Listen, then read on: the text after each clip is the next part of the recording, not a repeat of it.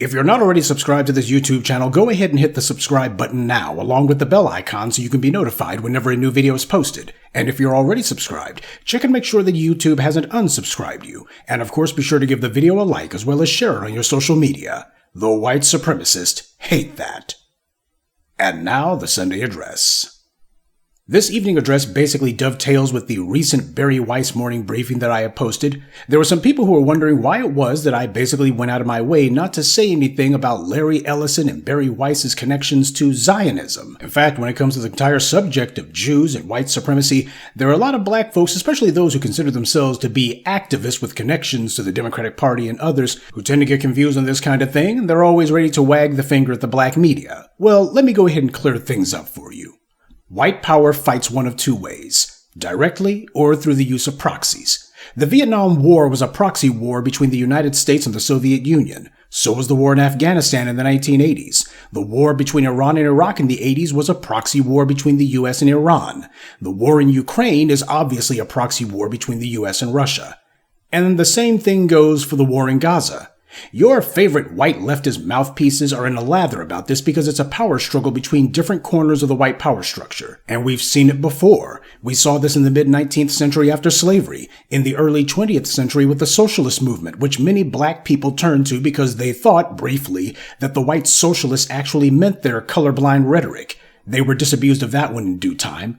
Then it happened again in the 1960s when black college students and radicals went for socialism again. A lot of black women turned to white feminism, which fractured the civil rights movement. Meanwhile, those same white women who told black women they were being subjugated went right back to their white men, and afterwards affirmative action was signed into law and white women were the main beneficiaries of it. And of course, you got people like Bayard Rustin, the LGBT icon, quote unquote, whose main claim to fame was that he was palling around with Dr. King back in the day, but after Dr. King was assassinated by the 1980s, Bayard Rustin was saying that black people were no longer the leading edge of any sort of moral discourse in the United States, was now the gay community. And the white media has engaged in an absolute orgy of propaganda regarding Rustin, everything from so-called documentaries to so-called films, all of them trying to lionize this guy and boost his profile and make him the face of the civil rights movement. And it didn't matter if it was socialism versus capitalism, if it was the Cold War, if it was LGBT issues, or the war in Gaza or anything else. There always seem to be black people who are eager to be silly enough to think they have a stake in these ideological proxy wars. Because no matter how these various internal arguments turn out,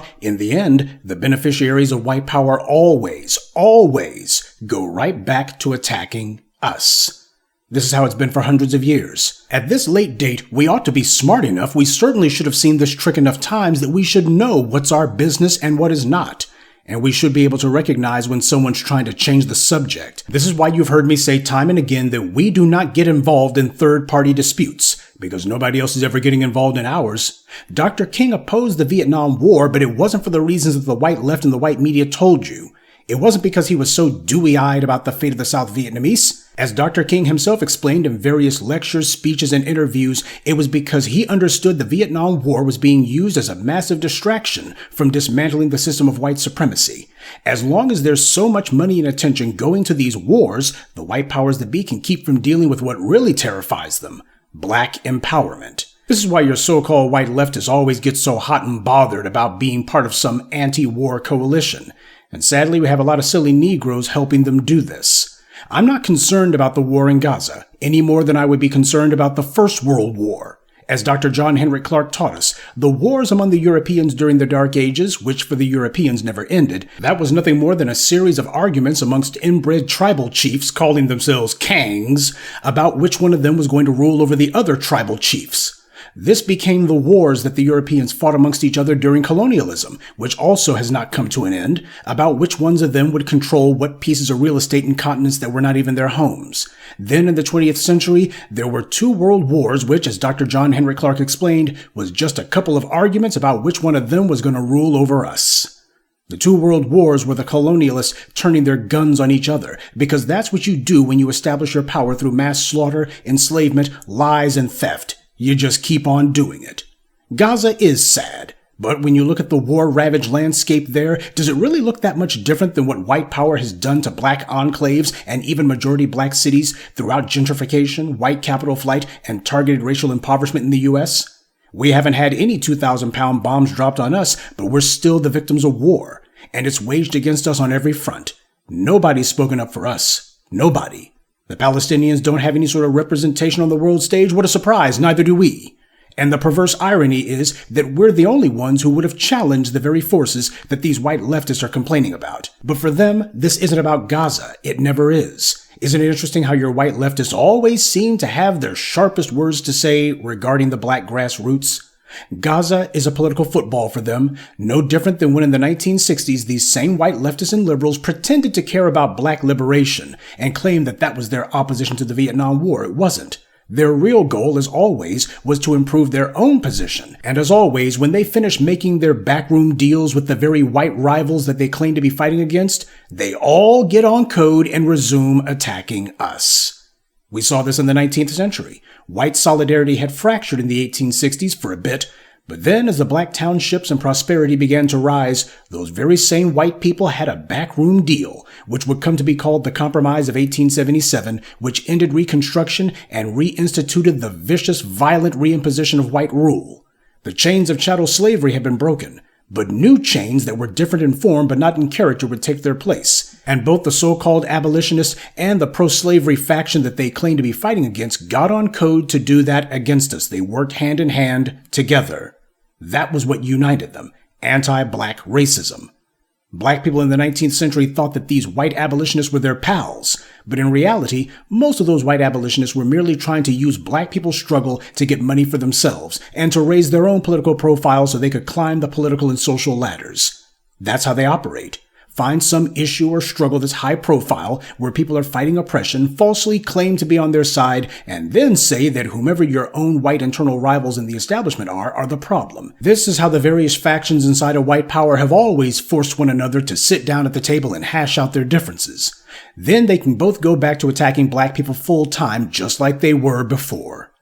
You have people talking about the ADL and MAGA are getting into it. That ain't gonna last long. The ADL designates Turning Point as a hate group, and now MAGA's coming for them, right? Give it a rest. These internet dust-ups don't last. These people are going to be sitting here claiming that they don't like each other, and then next week is going to be back on the block as if nothing had changed. The Gazans don't need help from Americans. What they need are for their own Arab brethren to come to their aid. Those guys have more leverage in this scenario than anyone. And it's interesting that some of you black Muslims are surprised that the Arabs you patterned yourselves after are ignoring their fellow Muslims and allowing them to be wiped out. Yeah, whatever happened to the so-called Ummah? You shouldn't be surprised at all, though. Islam, like most all religions, has been used as nothing more than a system of conquest and control. And the reality is the Arab tribal chiefs have far more in common with their European counterparts than they ever could with the Africans or even black people in the West. It's a disgrace and an indictment of Islam that South Africa was the only country to speak up for Gaza. The Arab countries had to be embarrassed into sticking up for their fellow Arabs. Even the Palestinian Authority in the West Bank, which has a seat in the UN, said nothing until after the South Africans did. No matter how this matter turns out, it will not change our position. And that's what's supposed to matter to us. And these white leftists whose opinions you're so enamored with, they'll do what they've always done. Like after the fall of Saigon in 75, after the Iranian hostage crisis in 79, after the bombing of the Marine barracks in Beirut in 82, after the Pan Am Flight 103 bombing, the World Trade Center bombing in 93, after September 11th, the Benghazi embassy siege, and whatever you want to call this. After September 11th, there were polls conducted to find out who the American people hated the most. And do you know who was the most hated in the aftermath of September 11th? Black people. Not the Arabs, even after the nation witnessed thousands of people, mostly white people, being wiped out in a single instant. They still said black people are the enemy. Your white leftists, who some of you like to listen to, have never respected black people. They were actually not supportive of the BLM protest or the uprisings at all. They were in fact critical of them. Sure, they didn't mind how those protests galvanized people to the polls in 2020. But the same way Joe Biden did an about-face the second he was declared the winner, your white leftist mouthpieces also dropped the charade that they ever gave a damn what happened to black people. They started immediately saying you need to get in line and do as told. In fact, when Kamala Harris ran, those same white leftists were right back in there telling black people in general and black men in specific that we had to vote for Kamala and not demand anything. Oh yeah, they're making a couple of croakings of dissent now because they didn't get what they wanted. But the truth of the matter is, they prefer that black people not get anything at all. Folks are being ethnically cleansed in Gaza? Wake up, stupid. There's entire cities being ethnically cleansed in the US. It's that they don't call that ethnic cleansing, they call it gentrification or urban renewal. You have cities in the US from Flint to Jackson, Mississippi, where the water systems are being intentionally poisoned, black cities where black people are being intentionally poisoned. You have numerous cities across the country where there's the deliberate intentional dumping of toxic, cancer-causing chemicals where black people live, and nobody calls that genocide. None of your white liberals and leftists are on a crusade about that. None of them calls that genocide or ethnic cleansing. Not one Democratic politician has, is, or will run on a platform of stopping these genocidal acts and punishing those responsible. And your white leftist pals, they aren't either. And we can't leave out the medical apartheid where black patients are intentionally denied medical care, from infants to accident victims, which causes hundreds of thousands of black deaths annually. Anytime the issue of healthcare in America is raised, that should be the first thing talked about. The impact on black people, the medical apartheid, it should be talked about the most. Instead, it's not talked about at all. Anything you can point to in Gaza, you can point to more so in the United States. That's why I made my now classic video, We're All Detroiters Now. I coined the phrase, gentrification is ethnic cleansing, American style. And that's one of the main things that gets me about these Negroes who you see who can't wait to be part of whatever bandwagon their white leftist pals are on at the moment. If you can't stop the American government from ethnically cleansing multiple black cities here in the US, then you're a fool if you think you can stop that same US government from doing it to one city on the other side of the world. As always, you have people who want to deal with the symptoms of the problem instead of dealing with the problem itself. Haven't you people who spend way too much time watching social media, YouTube, and TikTok ever noticed that whenever black people begin to do anything that remotely looks like having power or that we're driving the political discourse, these same white leftists online begin sounding just like the white right? They were sympathetic to black people talking about police violence right up until black people began staging uprisings and forcing the thugs in blue to be held accountable. When white cops finally started getting indicted and convicted, then all of a sudden those white leftists who were allegedly so liberal, they fell silent. Or for many of them, these guys overnight discovered that they loved the police and that they were tired of all of this wokeness going around. And none of them ever made it a point to put the police on the spot for anything. I told you about Bari Weiss and how she was installed as the head of CBS by the Ellisons. Now, of course, you notice that I didn't mention that the Ellisons are rabid Zionists or that Bari Weiss is one too. Instead, I focused on her anti-black racism. You want to know why? Because that's what's actually relevant to us. I'm not fighting anyone else's battles because none of these other people ever lifts a finger or utters a peep to fight ours. So we're all on our own now. No more political charity from the black community. Bari Weiss is an obnoxious bigot. She's also a lesbian too, and yet she spent her adult life ready to bend over backwards to defend and promote the interests of the very white right who demonizes people like her. She tells them that she doesn't hold that against them. Why? Because Bari Weiss understands that her position in the world isn't based on her being a woman. It's not based on her being a lesbian either. It's not even based on her being Jewish. She knows her position in the world is based on her being white. And she knows that's the actual tie that binds. She and her fellow anti-black racists on the right as well as the left are united by their anti-black racism. Everything else is merely a proxy battle. But when the dust settles, they know that they have to get back on code against us. And so they do. Their power doesn't lie in their political hobby horses like Gaza or Vietnam or transgender bathrooms. Their power lies in the system of goodies, giveaways, and guarantees that they get for being designated white, and to reinforce the racial hierarchy that places black people at the bottom and works every day to hold us there. Tell me something. To those of you who listen to or follow or, God forbid, are actively part of these white leftist circles, please tell me of even one time that your white liberal leftist pals made a mission out of black empowerment. If you're looking for oppressed people to save from savage capitalism and the military-industrial complex, you don't have to go to Gaza or anywhere else. You can start right here. Leftists make a cause celeb out of war, the environment, transgender whatever, but when it comes to black people, they do a tisk-tisk and that's it. When Mark Lamont Schill made his little statement at the UN, he didn't do it for black Americans, the group he's a part of. He did it for foreigners. Foundational black American empowerment is the real threat, the only threat to white supremacy. Everyone else sold out a long time ago and have been part of the problem. Only we are fighting to achieve the solution. And the solution is black empowerment. Power has been completely and thoroughly monopolized and consolidated in white hands. And these other groups out there, especially China, these people are not serious about dismantling white supremacy. All they're serious about is trying to enhance their own position under it. To say nothing of the fact that these other groups who want to be white adjacent practice anti-black racism viciously. Black empowerment is the only oppositional ideology to this. Your white leftist pals never want to make a crusade out of that. You know it. In fact, they make it a point to criticize, tear down, and malign us and the movements we begin. But some silly Negroes actually think these people are on our side because they have you on their podcast or invite you to their speaking engagement. The only reason they do that is so you can signal boost their agenda, which is about everyone except us. Sure, they may let you say a word or two about black people, literally 1 or 2 words and no more. But then after that, it's going to be a straight, oh, let's cry tears for the illegal aliens, or Gaza, or abortions, or transgender bathrooms, etc. So mark my words. This Gaza thing will be resolved one way or the other, but no matter how it ends, your white leftists will immediately go looking for the next non-black proxy war to fight.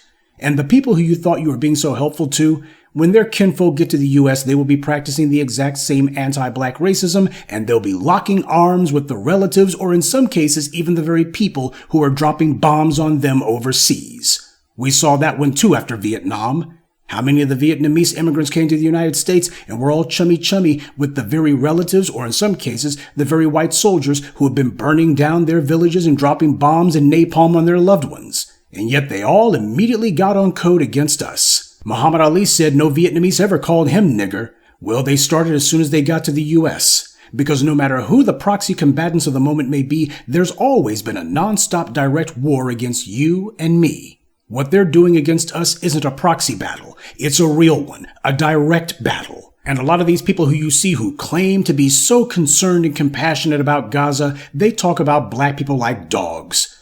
Maybe some people on the white left and the white right can agree when it comes to the issue of Gaza, or when it comes to the pernicious influence of the Netanyahu regime or Israel in general. And yet, for some strange reason, the only other thing that they can all agree on is their contempt and hatred for black people.